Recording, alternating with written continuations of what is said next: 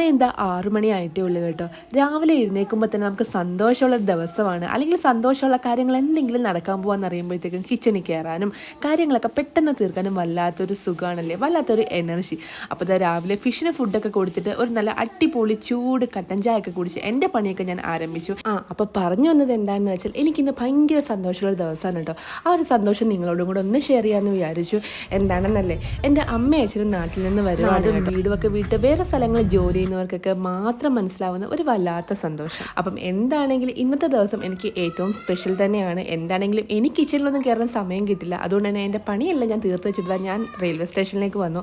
ഇത് കെആർപുരം റെയിൽവേ സ്റ്റേഷനാണ് കേട്ടോ. ട്രെയിൻ യാത്രകൾ ഇഷ്ടപ്പെടുന്ന നമ്മുടെ ബാംഗ്ലൂർ മലയാളികൾ ഏറ്റവും കൂടുതൽ ഡിപ്പെൻഡ് ചെയ്യുന്നത് ഈ ഒരു കൊച്ചുവേളി മൈസൂർ എക്സ്പ്രസ് ആയിരിക്കുമല്ലേ. പക്ഷേ സമയം 10 മണിയാണ്, 7:30 എത്തുന്ന ട്രെയിനാണ്. നാട്ടിലെ മഴയും കാറ്റും എല്ലാം കാരണം ട്രെയിൻ 2 മണിക്കൂർ ലേറ്റാണ് കേട്ടോ.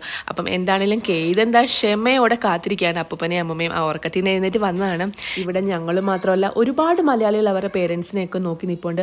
അങ്ങനെ ഒരുപാട് നേരത്തെ കാത്തിരിപ്പിന് ഒടുവിൽ തന്നെ നമ്മുടെ മൈസൂർ എക്സ്പ്രസ് എന്ന് വെച്ചാൽ കൊച്ചുവേളി ഇങ്ങെത്തി കേട്ടോ. എൻ്റെ അച്ഛനും അമ്മയും എന്താ വാതിക്കൽ തന്നെ ഇങ്ങനെ നോക്കി നിൽപ്പുണ്ട്. ആ സന്തോഷം കണ്ടില്ലേ. നമ്മുടെ അച്ഛനും അമ്മയും ഉള്ള കാലമാണല്ലേ ഓരോ മക്കളുടെയും സ്വർഗം എന്ന് പറയുന്നത്.